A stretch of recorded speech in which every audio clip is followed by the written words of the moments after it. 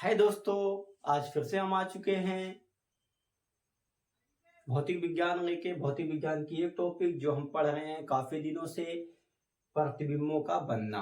प्रतिबिंब हम इससे पहले 3 प्रतिबिंब किरण आरेख द्वारा प्रतिबिंबों का बनना 3 हम पढ़ा चुके हैं। 3 आप बना चुके हैं, 3 की वीडियो आप देख सकते हो। आज हम देखेंगे चौथा किरण आरेख, यानी चौथा प्रतिबिंब बनेगा कैसे। इसका चौथा प्रतिबिंब क्या कहा गया है कि जब वस्तु, देखो कैसे कहा गया, जब वस्तु वक्रता केंद्र सी व मुख्य फोकस एफ के बीच हो। प्रतिबिंब को कहां, वस्तु को कहां पे रखा जाएगा, वस्तु को कहां पे रखा जाएगा, सी व एफ के बीच, यानी सी को हम वक्रता केंद्र कहते हैं, मुख्य फोकस को एफ कहते हैं, उसके बीच को वस्तु को रखा जाएगा। तो देखते हैं कैसे खींचा जाएगा। उसके लिए हम एक प्रतिबिंब को बनाएंगे, एक दर्पण को बनाएंगे।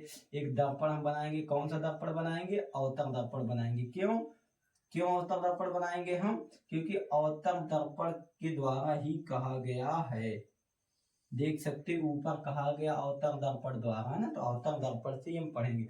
तो ये हमने अवतल दर्पण बनाया, तो इसमें एक मुख्य अक्ष खींचा। मुख्य अक्ष जब खींचते हैं तो इस पे हमको कुछ पॉइंट मिलते हैं। दर्पण का ध्रुव, मुख्य फोकस या वक्रता केंद्र सी, इस कुछ पॉइंट हमको मिलते हैं। तो ये कुछ पॉइंट को हमने दे दिया। तो वस्तु कहाँ पे रखी जाएगी, देखो वस्तु कहाँ पे रखी जा रही है, सी व एफ के बीच है। वस्तु कहाँ पे है, वस्तु सी व एफ के बीच है। तो ये वक्रता केंद्र सी हो गया, ये मुख्य फोकस एफ हो गया, इसके बीच में वस्तु को रखना है। वस्तु कहाँ आएगी, सी व एफ के बीच। तो इन दोनों के बीच में हम क्या कर देंगे, इस वस्तु को रख देंगे। इस वस्तु को हमने क्या कर दिया, सी व एफ के बीच रख दिया। चाहो तो थोड़ा बड़ा कर दो, इसको थोड़ा बड़ा कर दो। इस वस्तु को हमने यहाँ पे इसके बीच में रख दिया। जब वस्तु रखोगे तुरंत इस वस्तु का नाम दे दो। इस वस्तु का नाम हमने क्या दे दिया, ए बी दे दिया।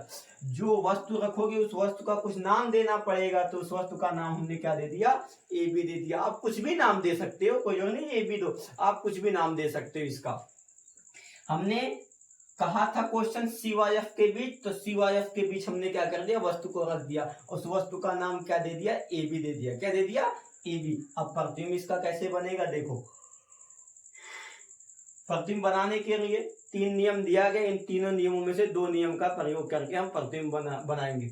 तो पहले नियम का प्रयोग करते हैं और दूसरे नियम का। पहले नियम का प्रयोग क्या कहा गया है, पहला नियम कहता है मुख्य अक्ष के समांतर कोई किरण कहां से जाएगी, मुख्य अक्ष के समांतर जाएगी। कहां जाएगी, मुख्य अक्ष के समांतर जाने वाली प्रकाश की किरणें दर्पण से परावर्तन के पश्चात मुख्य फोकस से होकर जाती है। ये पहला नियम आपका हो गया। ये कौन सा नियम हो गया, पहला नियम। देख लो, मुख्य अक्ष के समांतर जा रही तो कहां से होके आ रही, फोकस से होके आ रही है। अगर ये नियम नहीं पता तो नियम की एक वीडियो हमने पहले बना दी, उस वीडियो को जाके देख लो, ये नियम बनता कैसे है, तब इसको आप देखो, तब आपको समझ में आएगा। अब इसके आगे देखो, अब इसके बाद दूसरे नियम का प्रयोग करेंगे। दूसरा नियम क्या कहता है, फोकस से, यानी किरण कहां से आएगी, फोकस से होके आएगी। तो वस्तु यहाँ पे रखी, जहां पे वस्तु होती है वहीं से किरण खींची जाती है। तो यहाँ वस्तु है, यहीं से किरण खींची जाएगी। कहां पे, एफ पे। तो इससे हम एफ पे खींच रहे हैं, एफ पे हमने खींच दिया।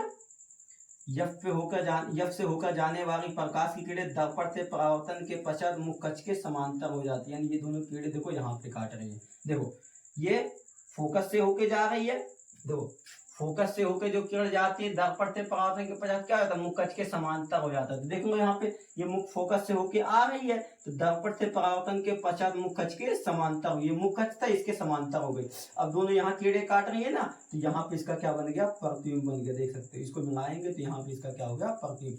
यानी प्रतिबिंब देखो कहाँ पे बन रहा है, सी के बाद बन रहा है ना, देख सकते हो आप। यानी ये प्रतिबिंब कहाँ बन रहा है, सी के बाद बन रहा है। सी के बाद बन रहा है ना, तो हम इसको कहेंगे सी के परे।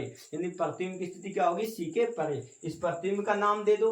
वस्तु का नाम क्या दिए थे, ए बी दिए थे, ए बी वस्तु का नाम दिए तो प्रतिबिंब का दो। अब वस्तु कैसे रखी हुई थी, ऐसे रखी हुई थी, तो प्रतिबिंब कहाँ चला गया, नीचे से, यानी घूम कैसे नीचे आ गया, कहाँ गया, घूम के नीचे आ गया।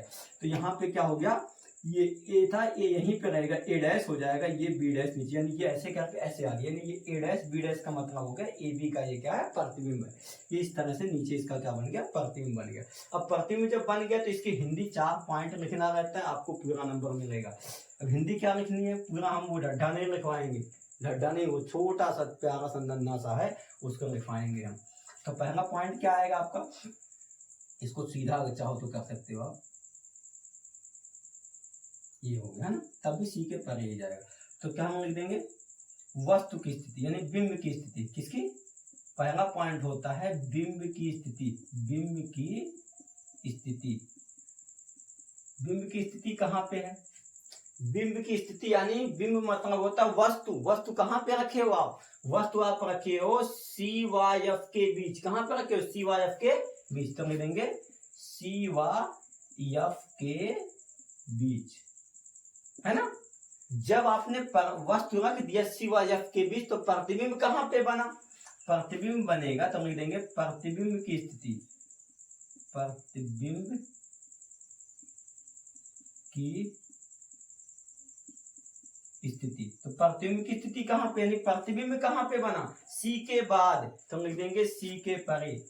सी के परे यानी प्रतिबिंब कहाँ बन रहा है? सी के परे। ये तो ऐसे कह सकते हो, इसको ऐसे भी कहा जा सकता है। इसको हम एक तरीका और क्या कह सकते हैं, अनंत। यहाँ पे आपका अनंत होगा, यहाँ पे आपका अनंत होगा, यहाँ पे सी है तो अनंत व सी के बीच, ऐसे भी कह सकते हो। क्या कह सकते हो? इसी को ऐसे हम नीचे लिख दे रहे हैं, या क्या कह सकते हो आप?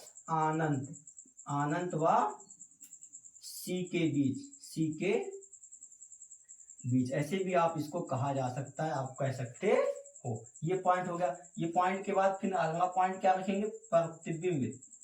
प्रतिबिंब का आकार, प्रतिबिंब का आकार। सभी प्रतिबिंबों, जब जितना प्रतिबिंब बनाओगे ना, सभी में ये चीज लिखनी है। चाहे दर्पण पढ़ोगे, चाहे लेंस पढ़ोगे, सब में यही पॉइंट आपको लिखना है, कोई दूसरा एक्स्ट्रा नहीं करना है। तो पहला पॉइंट क्या लिखना है? प्रतिबिंब, यानी प्रतिबिंब कहाँ पे आप रखे हो। जब प्रतिबिंब रखोगे तो क्या बनेगा? प्रतिबिंब बनेगा। तो प्रतिबिंब कहाँ बना? प्रतिबिंब कहाँ बना? सी के परे, यानी सी के बाद कह दो, या कह दो अनंत व सी के बीच। यहाँ आपका अनंत है, यहाँ सी है, इसके बीच में वस्तु बन रही, प्रतिबिंब बन रहा है।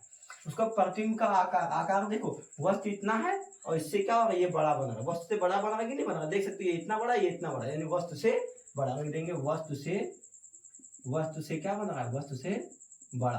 प्रतिबिंब का आकार क्या है? वस्तु से बड़ा। फिर क्या लिख देंगे? प्रतिबिंब की प्रकृति, लास्ट पॉइंट।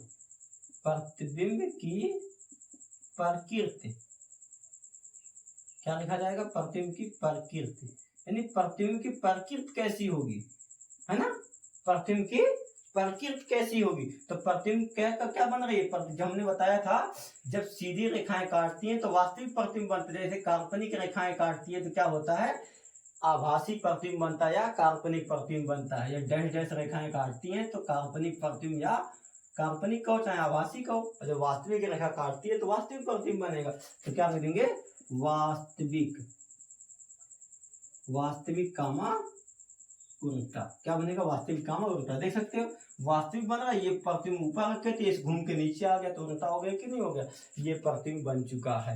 ये 4 पॉइंट थे, 4 पॉइंट हो चुके हैं। हमने कितना नियम पढ़ लिया? 4 प्रतिबिंब पढ़ चुके हैं, 4 प्रतिबिंब पढ़ चुके हैं। इसको जानना आपको ये जरूरी है कि ये क्वेश्चन आएगा कैसे। इसका कहेगा किरण आरेख खींच के, क्या कहेगा? किरण आरेख खींचने की बात कहेगा, या कहेगा चित्र की सहायता से। तो आप इस तरह इसको बनाओगे, ध्यान देना, है ना।